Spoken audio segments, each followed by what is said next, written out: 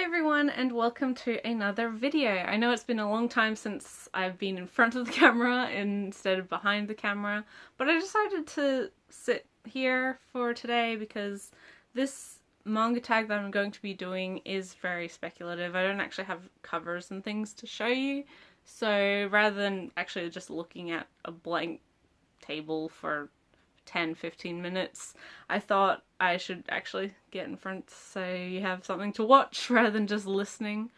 But this is ApolloGraye's manga tag. I was tagged by Laethas yesterday, so I watched his video, wrote the questions down, had to think about it, and they might not be perfect, but hopefully these answers are somewhat reflective of me, my tastes, and maybe are expected for me at this point, considering some of these things I do talk about already. But anyway, I hope you enjoy and I'll just get straight into it. So the first question is what my ideal manga would be. Now this is very broad. As you know, if you've watched any of my previous videos, I have a very varied collection. I like a lot of different things, from sort of the most basic shonen action fighters to, you know, high concept seinen or josei and everything in between.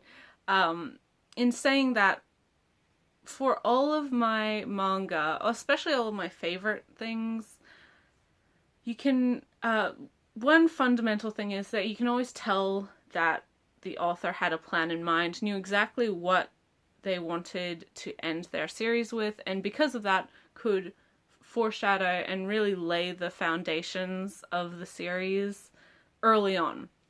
If you, for example, Fullmetal Alchemist, if you compare the last chapters to the first chapters and what happens in the last compared to the first, you can tell that Arakawa really knew exactly which direction she wanted to take her series, and regardless of the popularity over the 10-year run, she was never really influenced by popularity or audience feedback. She did what she did what she had planned to do and really stuck to her guns. There may have been, you know, slight adjustments here and there, little additions, removals of things, but fundamentally the overall themes, the overall story was the same.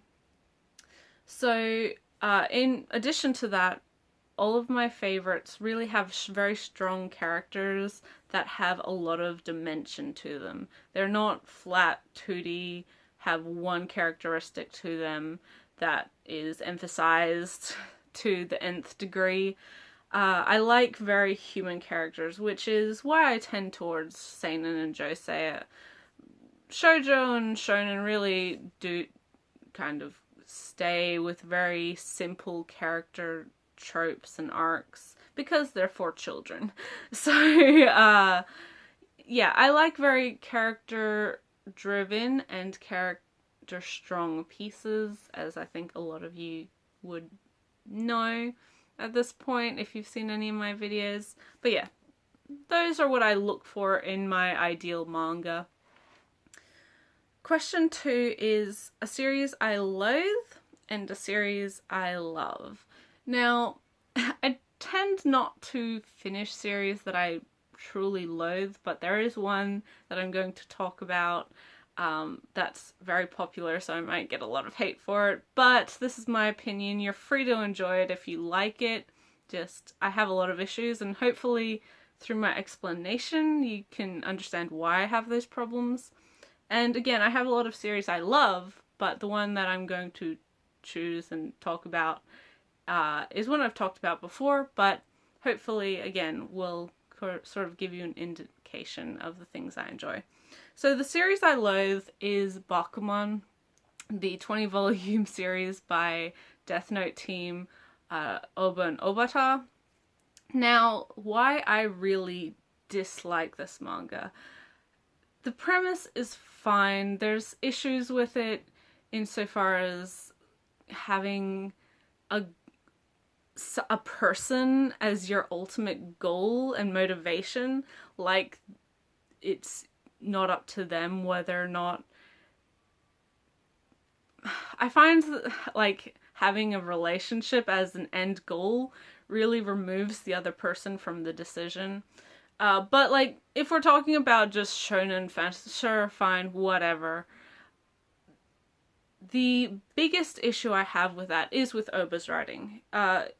It's a trend over all of his series. I haven't seen or read Platinum End, but it's very evident in Death Note as well that Oba doesn't write his female characters with any sort of respect.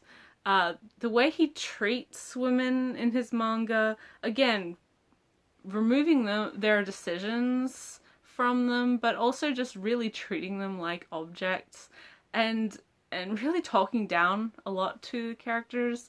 If you've read Bakuman or Death Note, the male characters are always very capable. They're basically geniuses and can do everything, solve everything. The female characters, if they're plot important, really don't have that same level of competency or have any respect from their peers. Every male, like, genius male character in Bakuman and Death Note, everybody loves them. Everyone knows they're geniuses. Everyone recognizes them for that.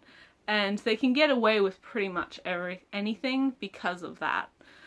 Female characters, because they don't have that level of just unanimous support, they're always being talked down to. You won't understand the goals of men. Women will never understand the dreams that we have. Oh, I can do this because I'm a man. That is awful. Like, that's a terrible, terrible thing to be telling to kids, especially young boys, because, I mean, that's their line of thinking. In Death Note, it works a little bit better because Light is a terrible, narcissistic, self-obsessed person. He thinks he's better than everyone, and it works within that narrative.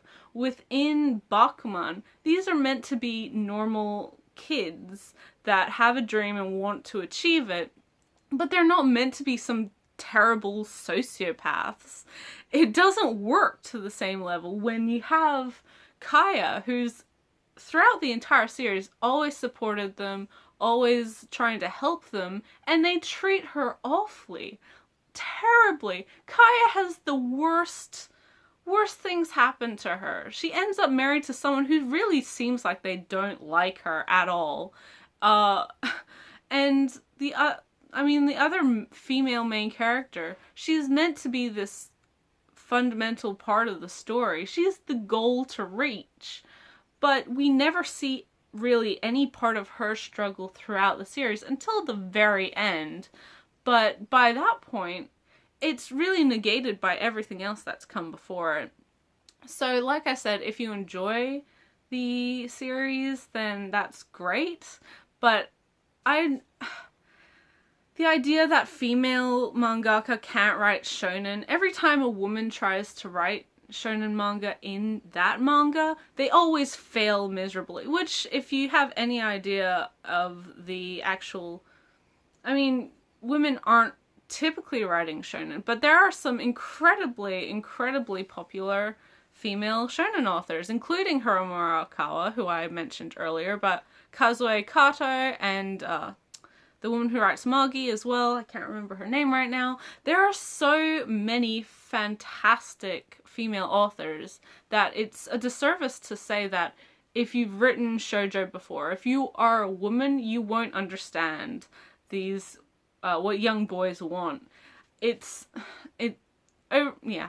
You can tell I get quite passionate about this, but it's such a popular manga, but people don't seem to realize those subtle issues that really aren't subtle. They're incredibly blatant, but people don't think about it because they're like, oh, it's this manga about making manga and these characters are really cool, and you know, you have all these wacky, interesting things going on, and you learn the struggle of making manga, which of course is not...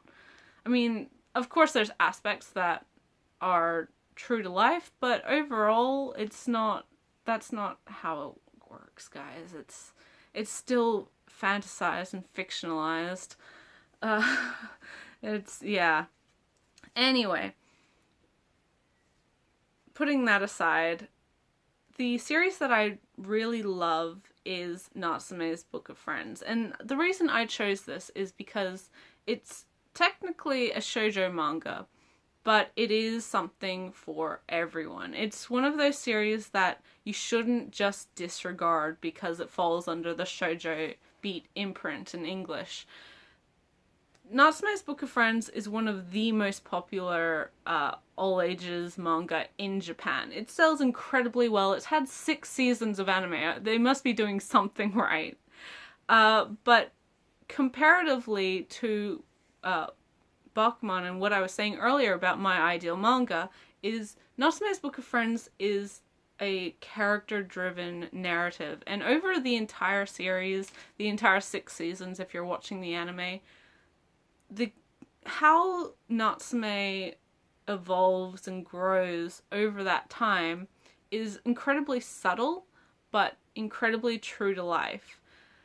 Regardless of whether you take the series as an allegory for social acceptance of mental illness, or how we treat people who are going through or act out because of problems at home, things like that, the larger narratives of isolation, finding yourself, and just acceptance and learning to accept yourself as well as other people is so human and so universal that it works for everyone, regardless of if you're 5 years old or 95 years old. You will, really think, enjoy the manga, because it's not only this idea of this premise where this kid, can see spirits, he's talking to all these weird yokai, which is somewhat of a normal premise within manga, supernatural elements, kid finding himself in this whole new world, although that's not exactly what Natsume is. Natsume hits you with the emotional rawness of being lonely, of feeling like you don't belong anywhere, of feeling like you'll never have a place of your own and you'll never know anyone who truly cares about you.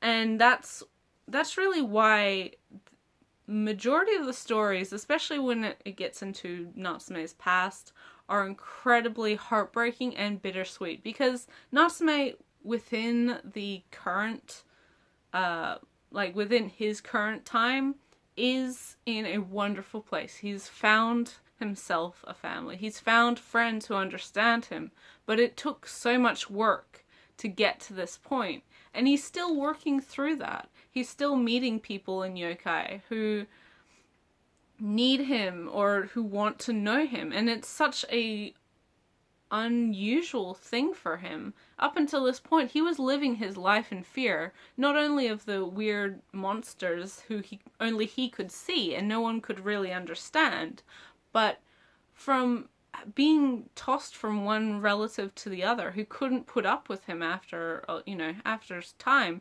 It's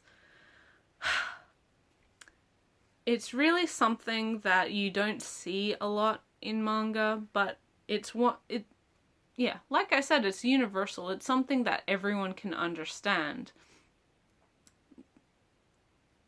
Yeah, so, and also the other character, Natsume, of course, is the main character. He's driving the story, but all of the side characters, and it is a very episodic series, so there is a lot of side characters, have their own motivations. They aren't just these one-note, flat characters who want one thing.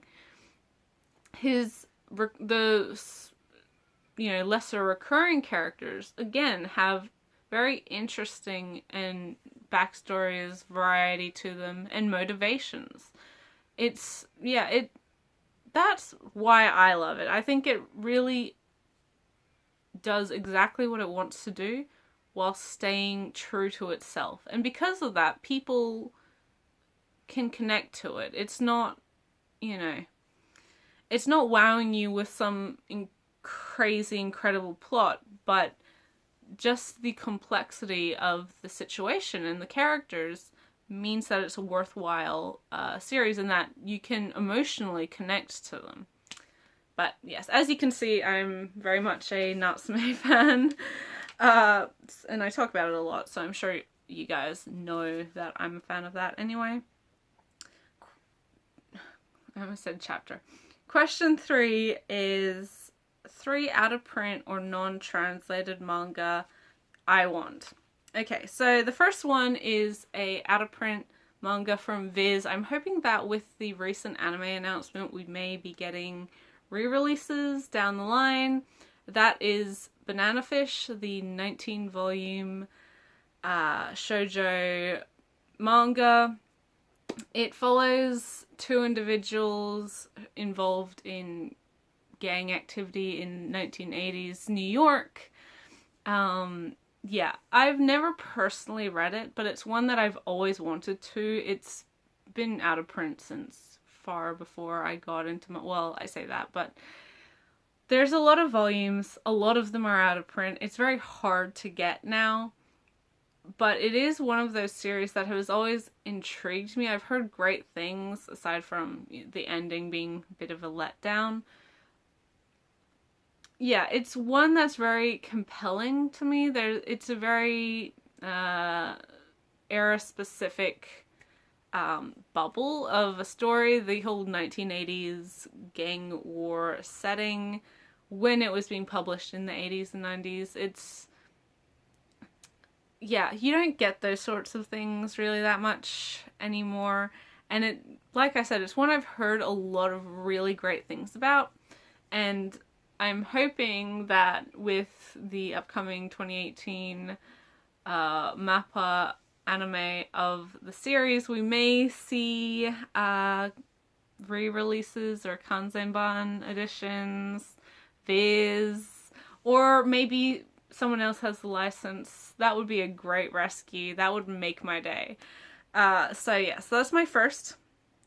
My second and my third are series that haven't been licensed in English ever at all.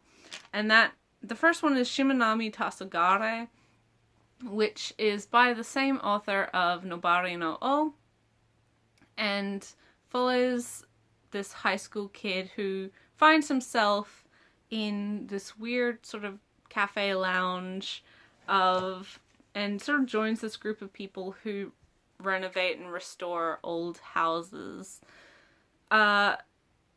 It's a fascinating piece because not only does it cover issues of like acceptance, every character sort of falls within the LGBT spectrum, but it's not, I wouldn't classify it as a yaoi or yuri or any of that. It's more so in line with Wandering Sun.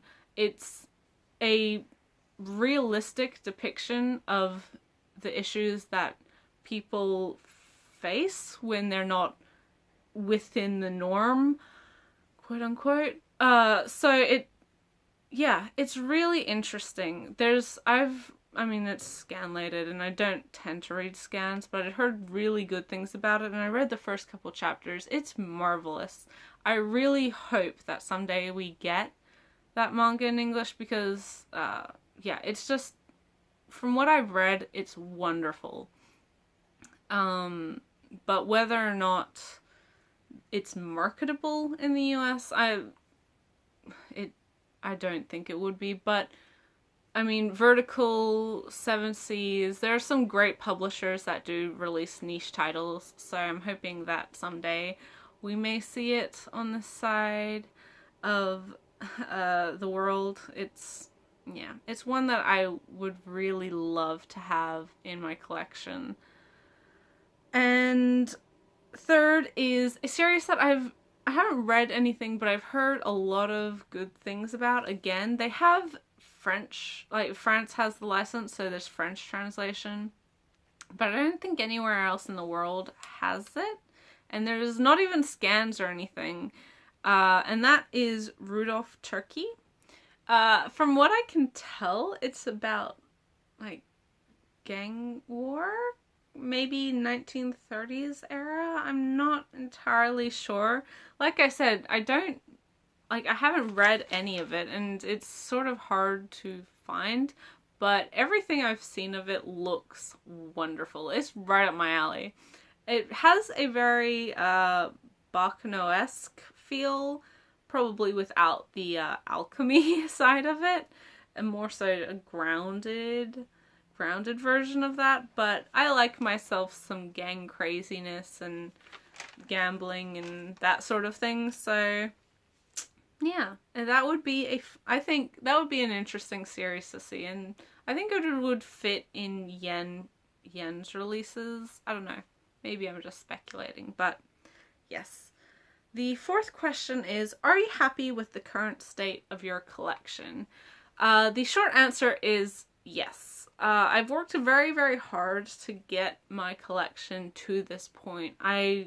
If you have seen any of my previous videos, and even my last video where I really sat in front of the camera, I'm trying to emphasize this idea that having a large collection doesn't ultimately mean you have a good collection if you don't like a solid chunk of it.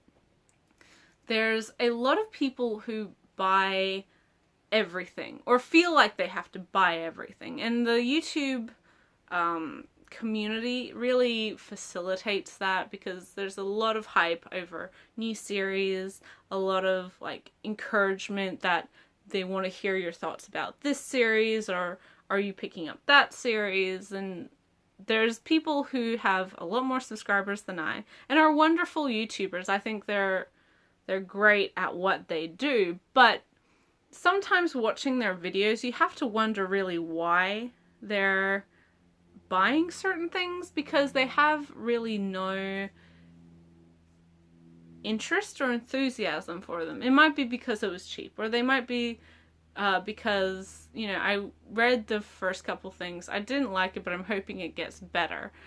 To me, I don't think that should be how you spend your money, because this is an expensive hobby. I wouldn't recommend this over any other hobby, because there's a lot of time and money that goes into it. Of course, as soon as you start feeling like you have to do something in regards to your hobby, it's not fun. It's not your hobby, it's work.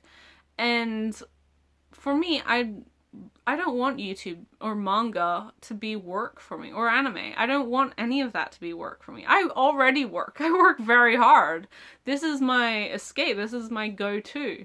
And so that's why, personally, I try to only ever buy stuff that I know I love and will reread again. And I don't want something that I've read once, then thought, oh, that was good, and then just never pick it up again.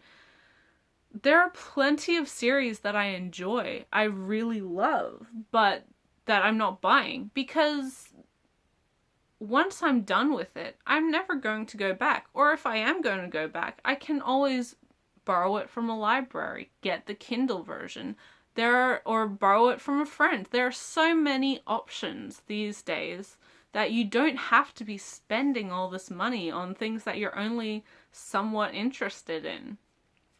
And of course, there are some times where I buy the first volume or the first couple volumes of something to try it out, because I've heard good things about it from people that I have similar tastes to and that I respect their opinions of. And usually they're fantastic, but sometimes not really. So, I mean, it is a bit of a crapshoot in how you figure out what you're spending. There are some people who only ever buy stuff that they've already seen or read, and that, personally, I think that's the best way to do it. And then there's some people who want to try new things, that go into things blind. And that's a wonderful thing too, because you open yourself up to all of these different options that you might not consider if you're a more measured, you know, person, and you keep your collection very, very sleek. And it's, yeah, there's no one correct way of collecting, but for my collection, I tend to go through it, really go through it every 6 months and ask myself, am I going to read this again? Do I really love this series? Is this something I would lend to everyone I know and then want the book back? that's how I see my collection, especially my manga collection, because books take up a lot of space. Not everybody has a room to dedicate their collection to. The only reason I do is because, one, it's a spare guest bedroom, and two, we never have guests. So this room was sitting stagnant, and if I didn't have this area, this place, I wouldn't have a good chunk of this, because I wouldn't have the space for it. If you have your own house and you can dedicate an entire room or an entire couple rooms to it, that's fabulous. But at the same time, you have to, again, think, is this something I'm going to reread or rewatch? Because if it's not, it's just sitting there, taking up space. And you should value your space. You should value your living area much higher than we do. I think we get caught up in this idea of like having everything and supporting the industry. And it's like, again, I have no problems with supporting the industry. I do it myself, and it's what you should be doing. Legal means is always better, because you're supporting the creators that you love, and you're supporting the industry to allow them to keep bringing things that you love to your territories. But just because something is available doesn't mean you have to have it. There are thousands of series that are probably wonderful, that are probably thousands of people's favorites, but they're not something I would buy. And I think it's a little bit easier because I've been doing this for so long. I know my tastes. I know the sort of thing I enjoy, sort of in general. There's some odd things here and there that don't fit into my strict guidelines and strict expectations in general of what I usually enjoy. But if you have an idea of why you like something, then you can really, dial back and see, well, do I like this series that doesn't have this thing that I look for in my media? So, yeah, basically, am I happy with the current state of my collection? The answer is yes, because over this last year, 18 months, I've been a lot stricter with what I'm keeping, what I'm buying, and because of that, I don't have the pressure of keeping up with a dozen series that I enjoy but may not love forever. There are a lot of series I got rid of that people would say, how could you get rid of that? But it doesn't mean I'm not reading them. Kindle is a wonderful, wonderful option. Your library is a better option, because then you're not buying anything. And if you can request books from the library, they're not gonna be like, oh, no, it doesn't exist. Libraries are really great at getting you books. So yeah, if you don't have the budget for manga, check out your local library. There's some pretty great stuff there.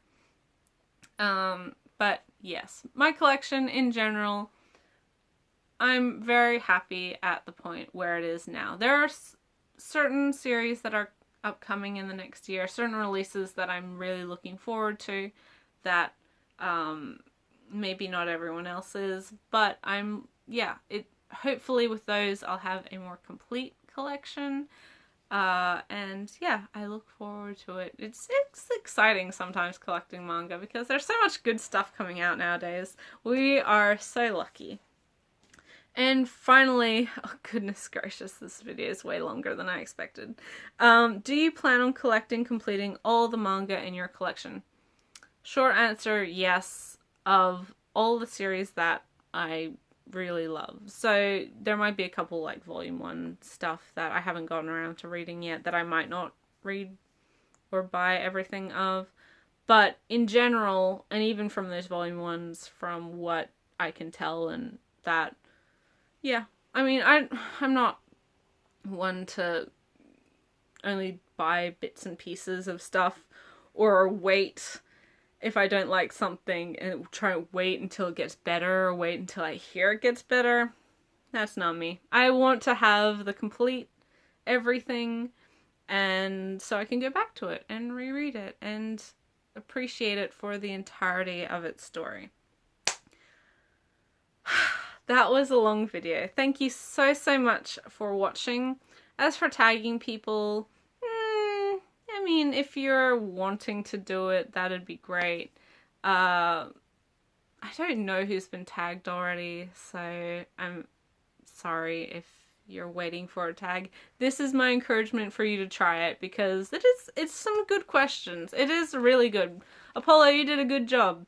They weren't really like very repetitive like some manga tags are. But yes, thank you so much for watching. I hope this was somewhat interesting. And I'll see you in the next video, guys. Bye till then.